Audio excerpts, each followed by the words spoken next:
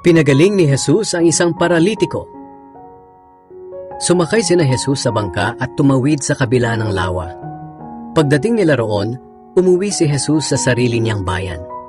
Doon ay may mga taong nagdala sa kanya ng isang paralitikong nakaratay sa higaan. Nang makita ni Jesus ang kanilang pananampalataya, sinabi niya sa paralitiko, "Anak, lakasan mo ang loob mo. Pinatawad na ang iyong mga kasalanan." Nang marinig ito ng ilang tagapagturo ng kautusan na naroon, sinabi nila sa kanilang sarili, "Nilalapastangan ng taong ito ang Diyos." Pero alam ni Jesus ang iniisip nila, kaya sinabi niya, "Bakit kayo nag-iisip ng masama? Alin ba ang mas madaling sabihin? Pinatawad na ang mga kasalanan mo o tumayo ka at lumakad? Ngayon papatunayan ko sa inyo sa pamamagitan ng pagpapagaling sa taong ito na akong anak ng tao ay may kapangyarihan dito sa lupa na magpatawad ng kasalanan." At sinabi niya sa paralitiko, "Tumayo ka, buhatin mo ang iyong higaan at umuwi ka."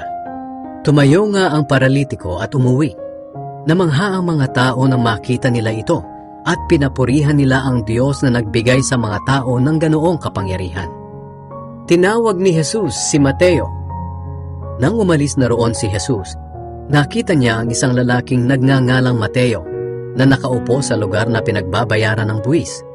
Sinabi sa kaniya ni Jesus, "Sumunod ka sa akin."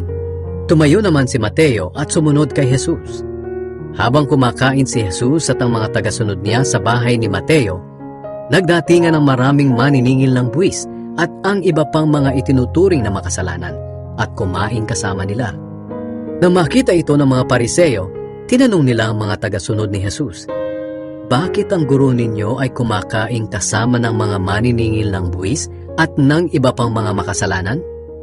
Nang marinig ito ni Jesus, sinabi niya sa kanila, "Hindi ang mga walang sakit ang nangangailangan ng doktor, kundi ang mga may sakit. Umalis na kayo at pag-isipan niyo kung ano ang kahulugan ng sinasabing ito ng kasulatan. Hindi ang handog ninyo ang hinahangad ko, kundi ang maging maawain kayo. Sapagkat naparito ako hindi upang tawagin ang mga taong matuwid sa kanilang sariling paningin, kundi ang mga makasalanan." Ang tanong tungkol sa pag-aayuno.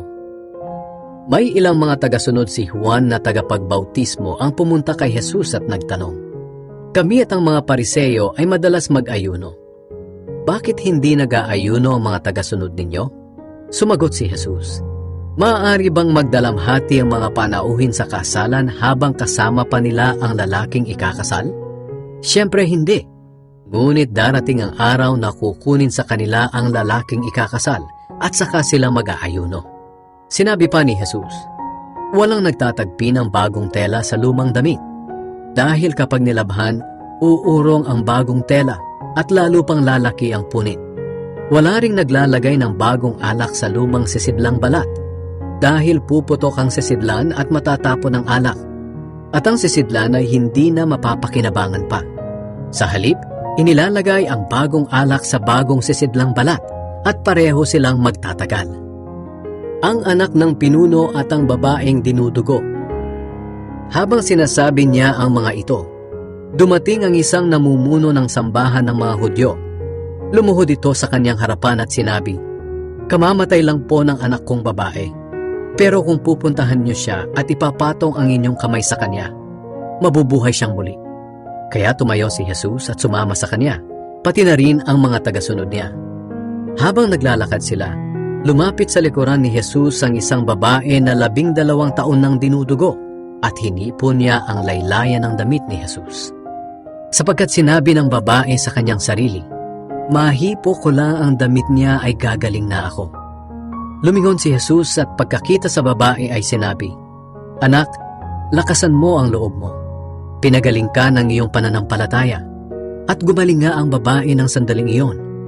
Nang dumating na si Jesus sa bahay ng pinuno, nakita niya ang mga manunugtog ng plauta sa libing at ang maraming taong nagkakaingay. Sinabi niya, "Magsilabas kayo, hindi patay ang bata. Natutulog lang siya." Pinagtawanan nila si Jesus. Nang mapalabas na ang mga tao, pumasok si Jesus at hinawakan sa kamay ang bata at bumangon ito. Kumalat ang balitang ito sa buong lugar na iyon.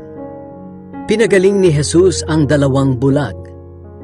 Pagkaalis ni Jesus sa lugar na iyon, sumunod sa kanya ang 2 bulag na sumisigaw, "Anak ni David, maawa po kayo sa amin." Pagdating ni Jesus sa bahay na kanyang tutuluyan, lumapit sa kanya mga bulag na lalaki. Tinanong sila ni Jesus, "Naniniwala ba kayo na kaya ko kayong pagalingin?" Sumagot sila, "Opo, Panginoon." At hinipo ni Jesus ang mga mata nila at sinabi, "Mangyari sa inyo ang ayon sa inyong pananampalataya." At nakakita nga ang 2. Mahigpit silang pinagbilinan ni Jesus na huwag nila itong sasabihin kanino man. Pero umalis ang 2 at ibinalita nila sa buong lugar na iyon ang ginawa sa kanila ni Jesus. Pinagaling ni Jesus ang isang pipi. Habang paalis na sina Jesus, dinala sa kanya ang isang lalaking pipi na sinasaniban ng masamang espiritu. Pinalayas ni Jesus ang masamang espiritu at nakapagsalita ang pipi.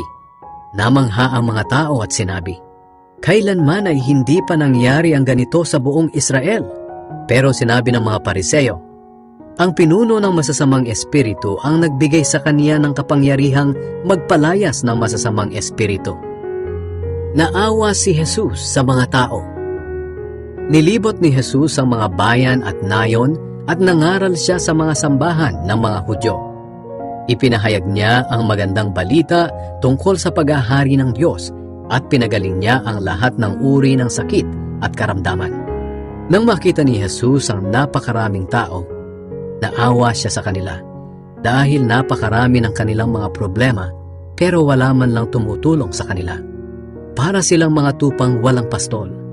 Kaya sinabi niya sa mga tagasunod niya, "Marami ang aanihin, pero kakaunti ang tagapag-ani. Kaya idalangin ninyo sa Panginoon na siyang may-ari ng anihin na magpadala siya ng mga tagapag-ani."